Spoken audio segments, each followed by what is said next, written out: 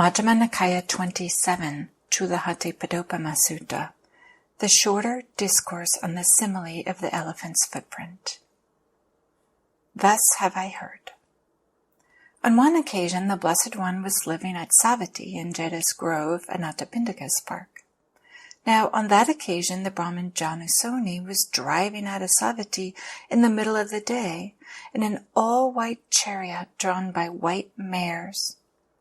He saw the wanderer Palotika coming in the distance and asked him, "Now, where is Master Vajjhayana coming from in the middle of the day?"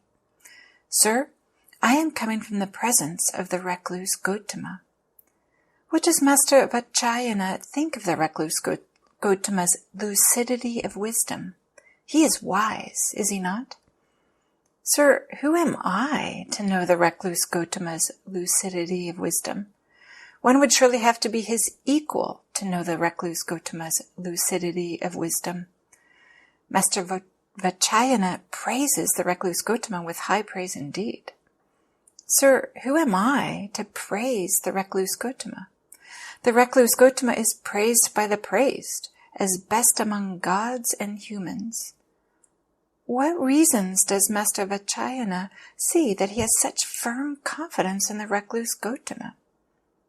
"Sir, suppose a wise elephant woodsman were to enter an elephant wood and were to see in the elephant wood a big elephant's footprint, long in extent and broad across.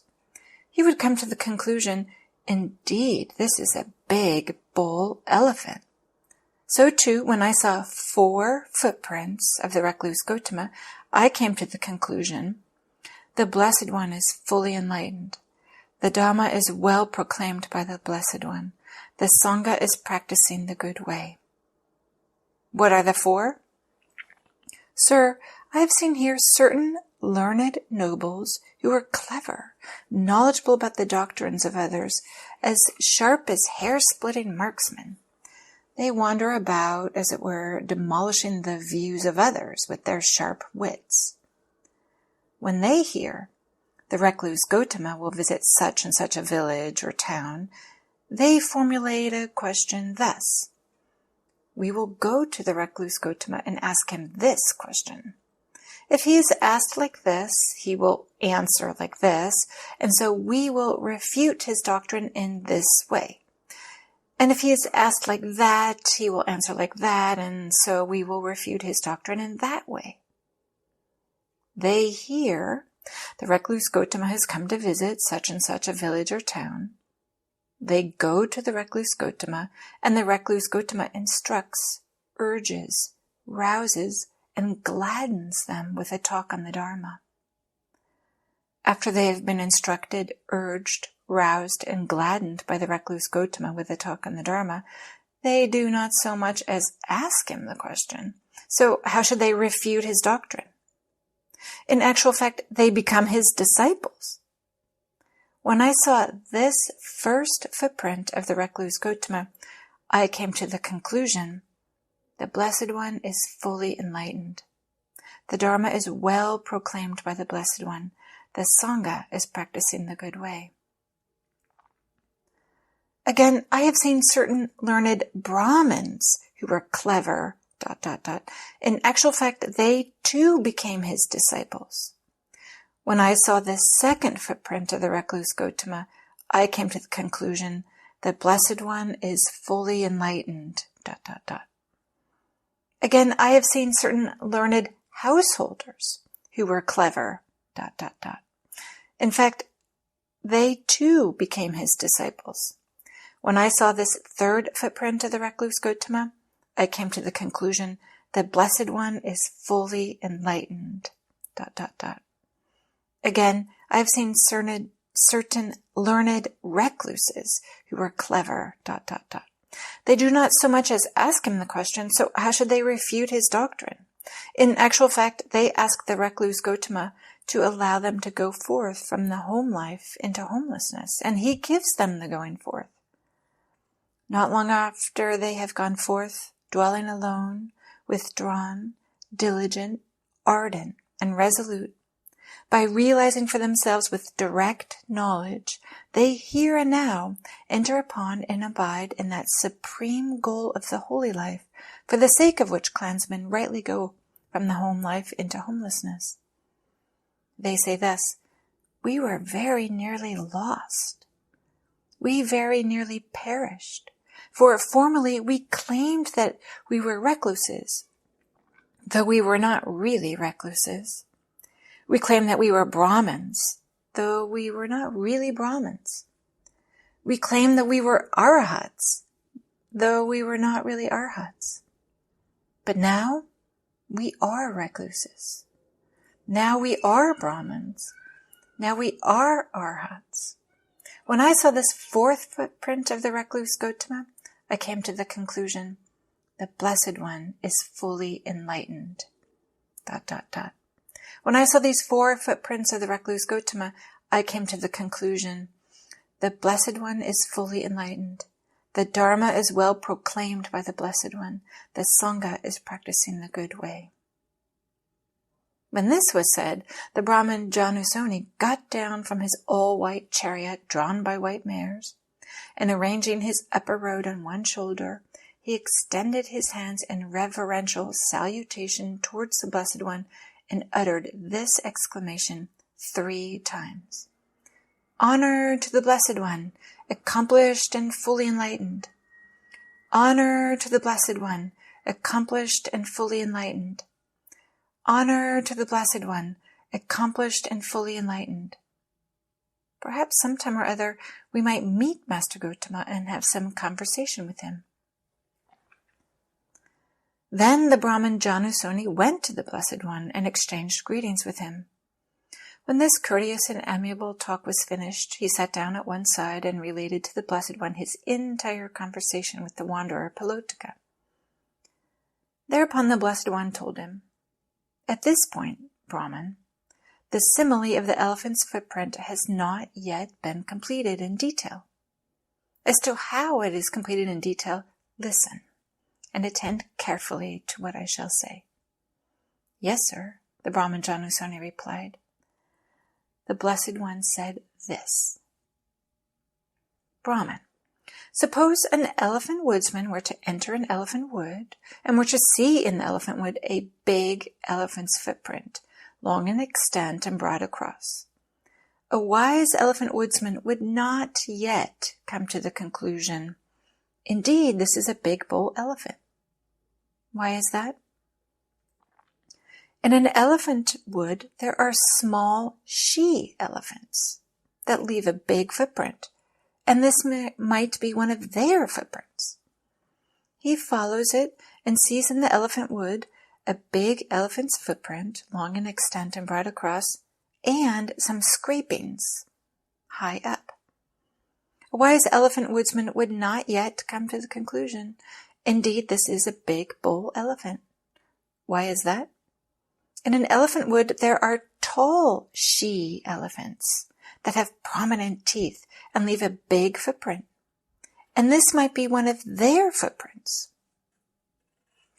He follows it further and sees in the elephant wood a big elephant's footprint, long in extent and broad across, and some scrapings high up, and marks made by tusks.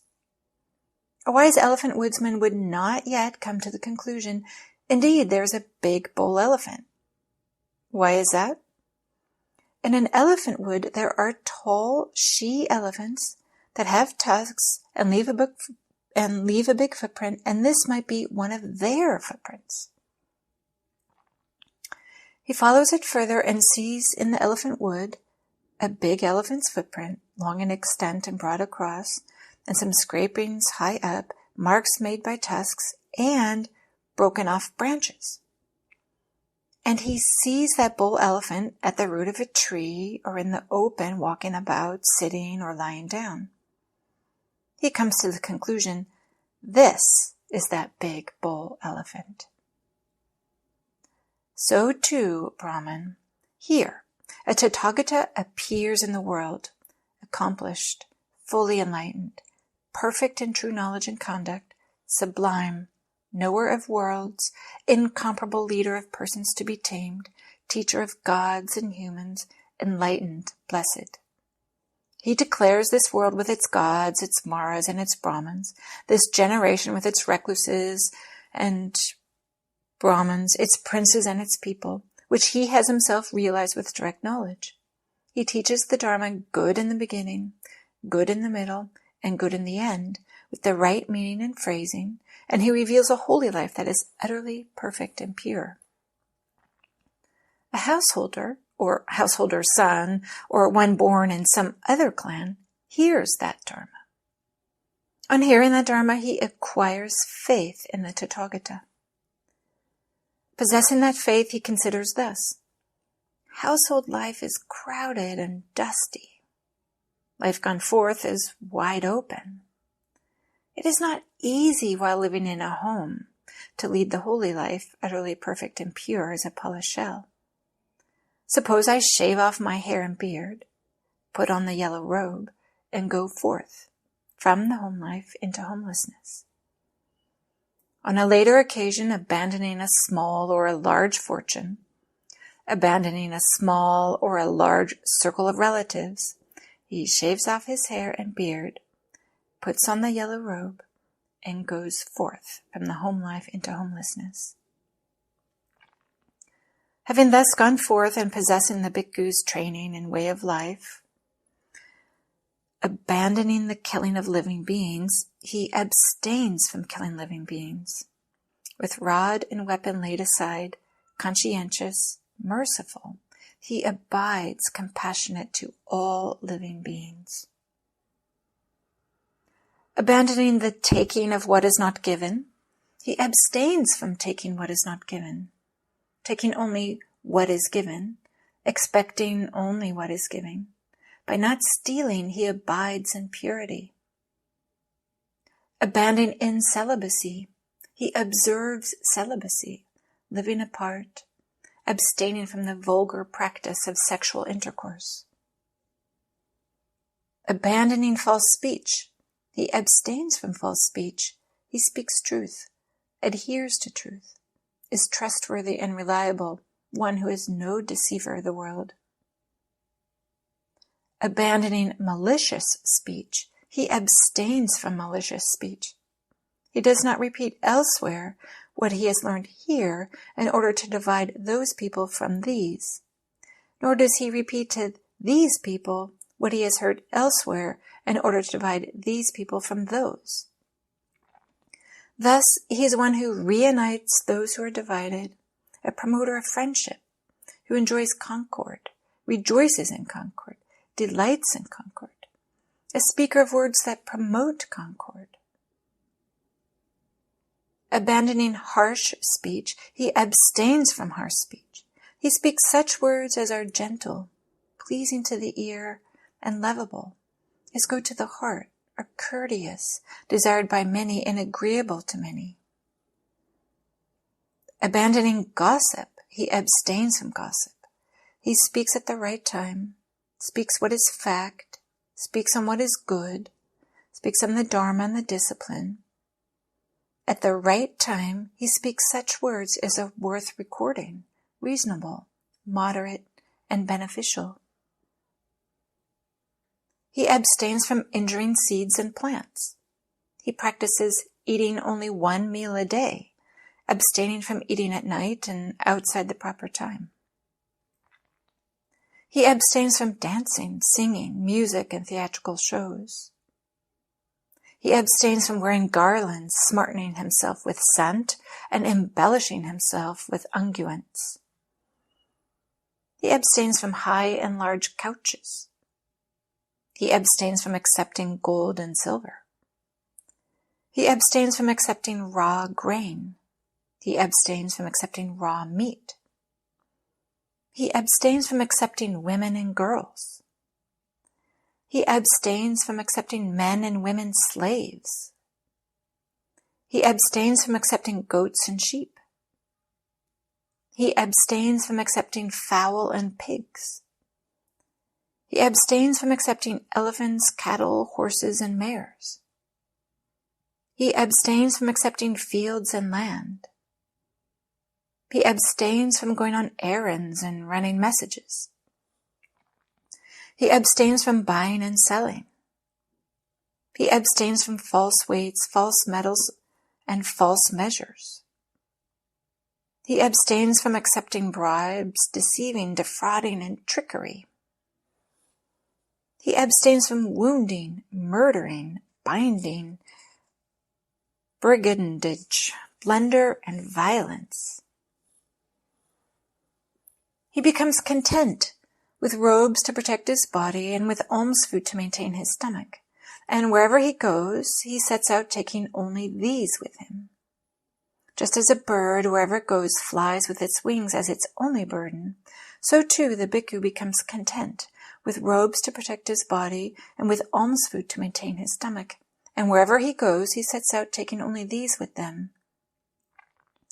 Possessing this aggregate of noble virtue, he experiences within himself a bliss that is blameless. On seeing a form with the eye, he does not grasp at its signs and features, since if he left the eye faculty unguarded, evil, unwholesome states of covetousness and grief might invade him. He practices the way of its restraint. He guards the eye faculty. He undertakes the restraint of the eye faculty. On hearing a sound with the ear, ... on smelling an odor with the nose, ... on tasting a flavor with the tongue, ... on touching a tangible with his body, ... on cognizing a mind object with the mind, he does not grasp at its signs and features. Since if he left the mind faculty unguarded, evil, unwholesome states of covetousness and grief might invade him. He practices the way of its restraint. He guards the mind faculty. He undertakes the restraint of the mind faculty. Possessing this noble restraint of the faculties, he experiences within himself a bliss that is unsullied. He becomes one who acts in full awareness when going forward and returning, who acts in full awareness when looking ahead and looking away, who acts in full awareness when flexing and extending his limbs, who acts in full awareness when wearing his robes and carrying his outer robe and bowl, who acts in full awareness when eating, drinking, consuming food and tasting, who acts in full awareness when defecating and urinating, who acts in full awareness when walking, standing, sitting, falling asleep, waking up, talking, and keeping silent. Possessing this aggregate of noble virtue, and this noble restraint of the faculties, and possessing this noble mindfulness and full awareness, he resorts to a secluded resting place, the forest, the root of a tree, a mountain, a ravine, a hillside cave, a charnel ground, a jungle thicket, an open space, a heap of straw. On returning from his alms round, after his meal he sits down, folding his legs crosswise, setting his body erect, and establishing mindfulness before him. Abandoning covetousness for the world, he abides with a mind free from covetousness. He purifies his mind from covetousness. Abandoning ill will and hatred, he abides with a mind free from ill will. Compassionate for the welfare of all living beings, he purifies his mind from ill will and hatred. Abandoning sloth and torpor, he abides free from sloth and torpor, percipient of light, mindful and fully aware. He purifies his mind from sloth and torpor. Abandoning restlessness and remorse, he abides unagitated with a mind inwardly peaceful. He purifies his mind from restlessness and remorse. Abandoning doubt, he abides having gone beyond doubt, unperplexed about wholesome states. He purifies his mind from doubt. Having thus abandoned these 5 hindrances, imperfections of the mind that weaken wisdom, quite secluded from sensual pleasures, secluded from unwholesome states, he enters upon and abides in the first jhana, which is accompanied by applied and sustained thought, with rapture and pleasure born of seclusion. This Brahman, is called a footprint of the Tathagata, something scraped by the Tathagata, something marked by the Tathagata. But a noble disciple does not yet come to the conclusion the Blessed One is fully enlightened, the Dharma is well proclaimed by the Blessed One, the Sangha is practicing the good way. Again, with the stilling of applied and sustained thought, a bhikkhu enters upon and abides in the second jhana, which has self-confidence and singleness of mind without applied and sustained thought, with rapture and pleasure born of concentration. This, too, Brahman, is called a footprint of the Tathagata, but a noble disciple does not yet come to the conclusion the Blessed One is fully enlightened. Again, with the fading away as well of rapture, a bhikkhu abides in equanimity, and mindful and fully aware, still feeling pleasure with the body, he enters upon and abides in the third jhana, on account of which noble ones announce, he has a pleasant abiding who has equanimity and is mindful. This too, Brahman, is called a footprint of the Tathagata. But a noble disciple does not yet come to the conclusion the Blessed One is fully enlightened.